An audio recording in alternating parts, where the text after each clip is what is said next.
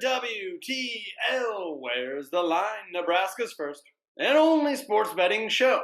I am your host, Andy Klassen, joined by Jabron. oh the parlay pounder, Jabron. How we doing?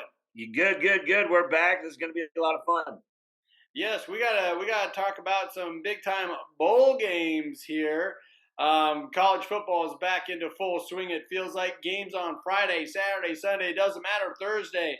But we're going to start with a Friday matchup, I believe, the old Cotton Bowl. Yeah, We this is the got Missouri Tigers Missouri and Ohio State. squaring off with Ohio State. The Yeah. Buckeyes didn't make the playoffs, so they get to go play in Jerry World for the Cotton Bowl. That's going to be Friday, 7 o'clock kickoff, and they're a 3-point favorite over the SEC Missouri Tigers.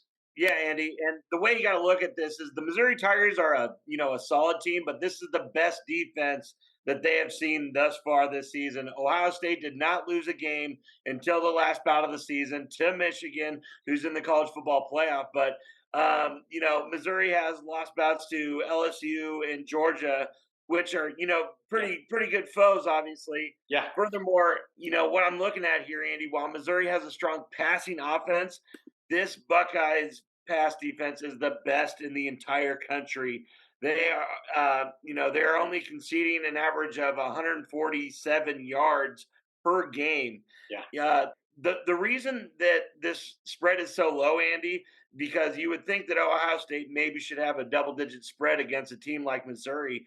Kyle McCord, there was, talks of him coming to Nebraska and everything. He has landed somewhere else. He is at Syracuse now. So Devin Brown will be starting quarterback for Ohio State.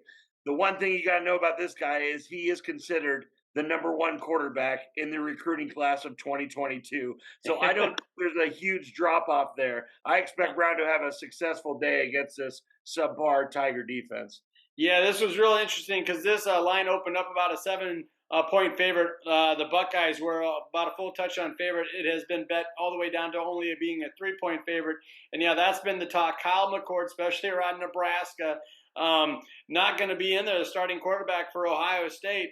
But Missouri, everyone's thinking maybe they'll take advantage of this, and Missouri's been covering 5 of the last 6 games. They have covered. It's just you still feel like there's just too much firepower for Ohio State.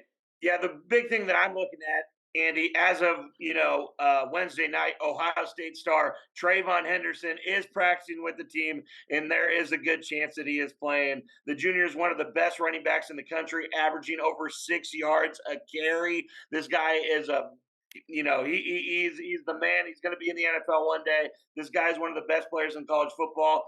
On the other hand, Marvin Harrison Jr., the son of the All-Pro Colts guy, I don't believe he is going to play, but I think there's too much talent on this Ohio State team, especially with guys that are trying to prove it for next year, are going to step up big for this team. I got them covering big, especially if it's this low of spread. So I love Ohio State right here. Yeah, prove it for next year, but also up their draft status. That's where, the majority of the players, that's the line they fall under, is that they want to improve their draft status, and they're going to use this one last try here with the bowl game to do just that, and it's worked out for more players than it has not. I'm kind of intrigued by this total here, set at 49. You have the Tigers. They are an over team. They smack the over week after week. The Buckeyes are the opposite, and a lot of that's due to that total getting inflated so much for the old Buckeyes. But they have not. 7 of the last 9 games for Ohio State, they have hit the under. It's about the exact opposite for Missouri. 7 of the last 10 games, they have gone over. How are you falling on this one?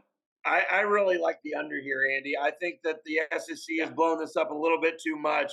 Ohio State is averaging 33 points on the season per contest. I think that's going to be a little lower without Kyle McCord and Marvin Harrison Jr. The defense, on the other hand, which mostly all their stars are there, is holding opponents to 11 points a game, Andy. Woo. This defense is not going to let anybody score on them, especially a team from the SEC, especially the Missouri Tigers. Give me that under. Give me Ohio State. Yeah, it's going to be a lot of fun. It's going to be a Jerry world. Everyone's going Yep. to be tuned in. That's Friday night. I think that's going to be just a fantastic matchup. Big Ten, Can't wait. SEC, the whole 9 yards. Can't All wait. It's gonna be righty. awesome. Should we move on to Saturday and the Orange Bowl? Let's do it. This is going to be so much has been made of this one. The Georgia Bulldogs taking on the 13-0 Florida State Seminoles, team that won the ACC and got snubbed, did not make the college football playoff. And then a lot of people are pointing to this betting line right here. They are a 19-point underdog to the Georgia Bulldogs, and everyone's saying that's all you need to know. That's why they shouldn't be in the college football playoff. I think there could be a strong argument, obviously, made why they should be in the playoff. But let's put that behind us. What do you make of the here and now and that point spread? Over 2 touchdowns, nearly a 3-touchdown dog are the Seminoles. Yeah, like you said, what once was going to be a marquee matchup between a pair of teams that were powerhouses all season long, Andy, it's kind of been tarnished due to injuries and opt outs. Yeah. Now we're looking at a Georgia team that is, yeah, I think they're probably pretty angry that they're not able to go for their third title shot.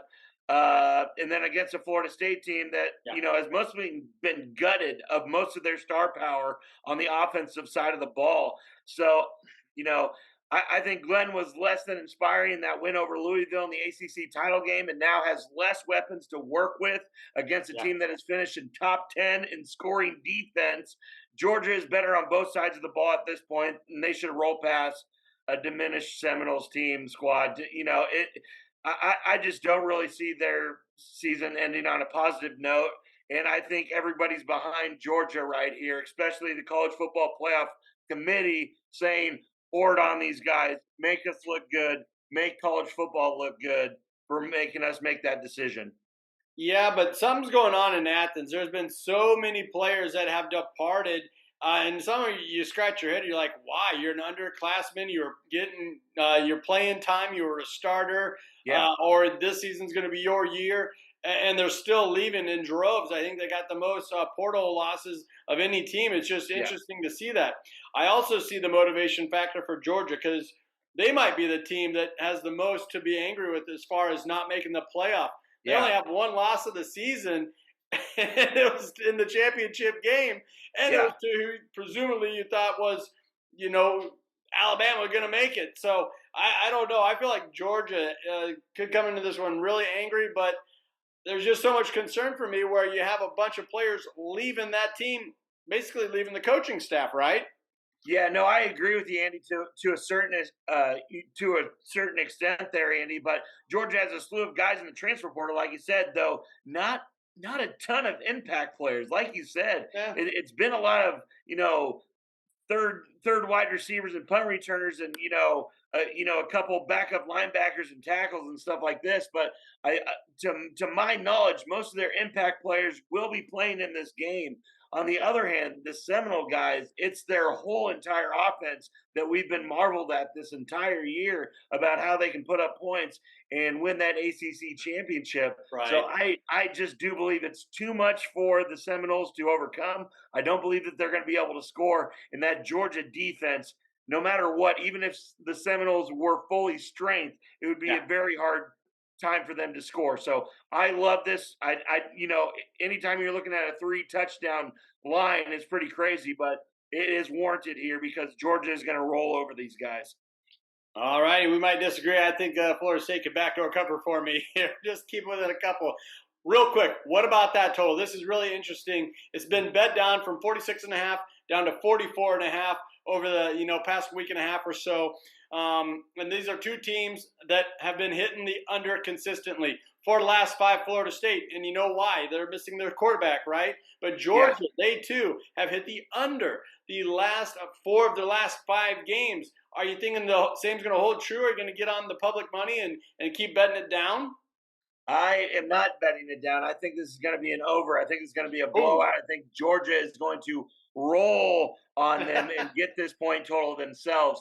I just don't believe that the Florida State Seminoles are going to be able to stop them to get them out of the end zone. I believe Georgia is going to run this baby up all night long. I love the over. I know a lot of people are betting it down, but that is against opponents like Alabama, who has one of the best defenses in the country, Yeah. that you're talking about Georgia going under. I love Georgia right here. I think they're going to run all over them. I think the over hits. You're not alone. There's a healthy number of over betters out there as well. Hey, real quick, let's talk about the Fiesta Bowl, January 1st Bowl.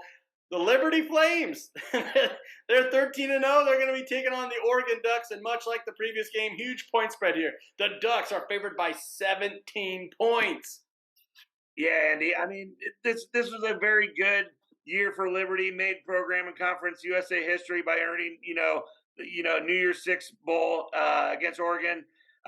There's just not a lot here, Andy. Bo Nix is pissed that he's not the Heisman. That they lost that title game to Washington. They feel like they should be in the college football playoff again. They are going to take it out on this Liberty team that probably shouldn't be at this New Year's Six Bowl. I believe Bo Nix finishes, third in the Heisman, kind of leaves a bad taste in his mouth. He's going to come out here, probably throw for about 6 touchdowns, and the Ducks are going to smack him big time. I love the Ducks, obviously, but Oregon all the way in this one. I'm sorry, Liberty. The fairy tale ends here.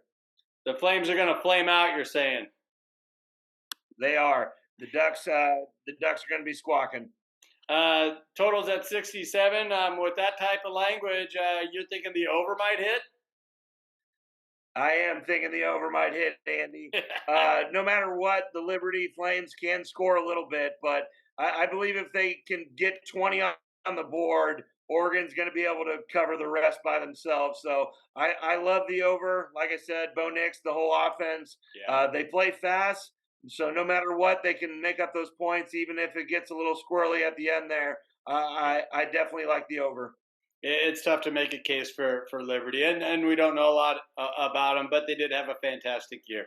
Well, we're up against it, so real quick, let's take a minute to recognize one of our fabulous partners, and that is the Stock and Rod Company, an outdoor lifestyle brand for those seeking adventure. Whether it's hunting, fishing, hiking, they got you covered. Visit stockandrod, all one word, .com to get your wild game on. Don't go anywhere. This is WTL.